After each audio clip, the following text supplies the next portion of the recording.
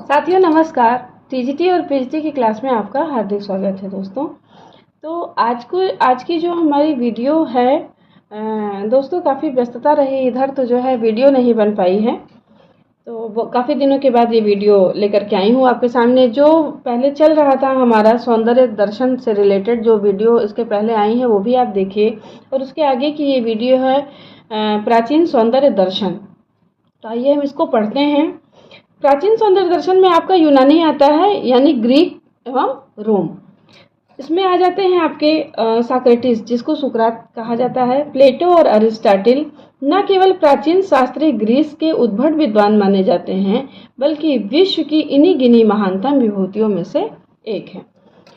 साक्रेटिस ने सुंदरता कहाँ पर देखी, यानी साक्रेटिस ने उपयोगिता में सौंदर्य देखा। सुकरात के शिष्य प्लेटो ने सत्यम सुवम सुंदरम के योग में सौंदर्य की अनुभूति की। पाइथागोरस तथा उनके अनुयायियों ने प्रिंसिपल ऑफ हार्मनी, जिसको सामंजस्य का सिद्धांत कहते हैं, प्रतिपादित किया। दोस्तों ये आपको याद रखना है कि प्रिंसिपल ऑफ हार्मनी का सिद्धांत किसने प्रतिपादित किया था, तो पाइथागोरस ने किया था। इसको हिंदी में भी याद रखिए, इंग्लिश में भी याद रखिए, सामंजस्य का सिद्धांत पाइथागोरस। अब आइए आप जानते हैं साक्रेटिस के बारे में। इनका जो जन्म हुआ था 409 बीसी में हुआ था। इनका समय है 409 से 399 बीसी। सुकरात एक मूर्तिकार का बेटा था और स्वयं भी एक मूर्तिकार था। वह ज्यामितीय आकारों को सौंदर्य का स्वरूप मानता है। वह आयत, वर्ग व वृत्त को सौंदर्य के रूपाकार मानता है। ऊपर से सुंदर दिखने वाली वस्तुएं सुंदर नहीं कही जा सकती यदि वे मानव के लिए उपयोगी ना हो। ये जो कथन है वो सुकरात ने कहा है कि जो भी वस्तुएं ऊपर से सुंदर दिख रही हैं वो सुंदर कतई नहीं हो सकती अगर वो मानव के लिए उपयोगी ना हो। अगला जो इनका कथन है वो है कला अनुकरण है और सत्य से दोहरी दूर रहता है। ये सुकरात के बारे में है, यानी सुकरात का कथन है। तो सुकरात के बारे में हमें इतना ही जानना है। और आगे आइए देखते हैं, पढ़ते हैं प्लेटो के बारे में। ये बहुत ही इम्पॉर्टेंट दार्शनिक हैं जिन्हें आपको पढ़ना है कला के दृष्टिकोण से। प्लेटो इज फिलॉसफी, फिलॉसफी इज प्लेटो। प्लेटो के बारे में ये कथन किसने कहा, तो ये कहा है इमर्सन ने। प्लेटो सुकरात का शिष्य था और बहुमुखी प्रतिभा का धनी था। दोस्तों ये आपको जानना बहुत इम्पॉर्टेंट है। आप पूछता है कि सुकरात का शिष्य कौन था, या प्लेटो का गुरु कौन था, या प्लेटो का शिष्य कौन था, तो इन तीनों लोगों को आपको ये जान लेना है कि कौन किसका गुरु था, कौन किसका शिष्य था। प्लेटो का जो ग्रंथ है वो है फ्रेड्स सिंपोजियम, हिपियास मेजर, रिपब्लिक यान। ये दो जो हैं, रिपब्लिक और सिंपोजियम, ये काफ़ी इम्पॉर्टेंट हैं। ये पिछली परीक्षाओं में कई बार पूछा जा चुका है। कला यथार्थ अनुकृति का अनुकरण है, ये कथन प्लेटो ने कहा है। और अगला जो कथन है उनका ये है नकल बुरी चीज है, समस्त कला नकल करती है, इसलिए सभी कला बुरी है। ये कथन भी प्लेटो का है। सिंपोजियम में प्लेटो ने कला को दैवी मतवालेपन की संज्ञा दी है।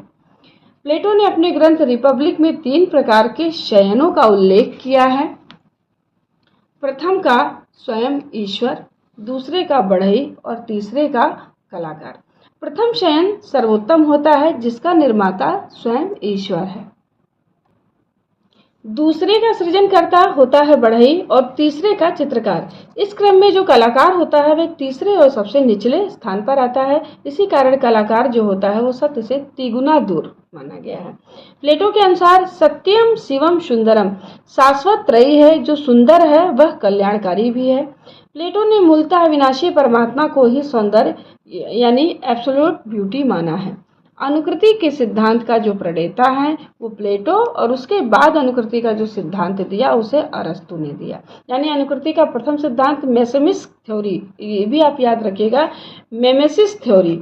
और अनुकृति का सिद्धांत, जो भी सिद्धांत है वो आपको इंग्लिश में भी जानना है और हिंदी में भी जानना है। तो इसके जो प्रणेता थे, पहली बार किसने दिया था ये सिद्धांत, प्लेटो ने दिया था। उसके बाद यही सिद्धांत अरस्तु ने दिया था। अब आइए अरस्तु के बारे में हम लोग पढ़ते हैं, जिसको अरिस्टोटल के नाम से भी जाना जाता है। इनका जो समय है वो 384 से 322 बीसी माना गया है। पाश्चात्य सौंदर्य शास्त्र की नींव डालने का वास्तविक श्रेय अरिस्टोटल को ही है। अरस्तु के जो गुरु थे वो प्लेटो थे। अरस्तु का समस्त दर्शन विश्लेषणात्मक था, जबकि उसके महान गुरु प्लेटो का संश्लेषणात्मक था। ये जरूर ध्यान रखिएगा कि अरस्तु का दर्शन क्या था, विश्लेषणात्मक था, और प्लेटो का जो दर्शन था वो संश्लेषणात्मक था। इनके जो ग्रंथ हैं वो हैं पोएटिक्स, रेहेटोरिक्स और मनोविज्ञान। ये 3 ग्रंथ हैं अरस्तु के, जिसे आपको जानना है। कला प्रकृति की नकल करती है, यह कथन भी अरस्तु ने कहा है। अरस्तु के अनुसार संगीत सबसे अधिक अनुकरण करने वाली कला है, यानी संगीत को ही उसने सबसे अनुकरण वाली कला माना है। इसने नृत्य कला को शीर्षस्थ कला माना है, यानी नृत्य कला को सभी कलाओं से इसने ऊपर रखा है। कैथारसिस का सिद्धांत अथवा इसी सिद्धांत को कहते हैं विरेचन का सिद्धांत अथवा शुद्धिकरण का सिद्धांत, द प्रिंसिपल ऑफ कैथारसिस। ये जो सिद्धांत दिया है ये अरस्तु ने दिया है। ये जो प्रश्न था ये 2021 के पीजीटी के एग्जाम में ये प्रश्न आया था। अरस्तु के पिता मैसेडोनिया के राजा और सिकंदर महान के दादा थे। अब आइए हम लोग जानते हैं प्लॉटिनस के बारे में।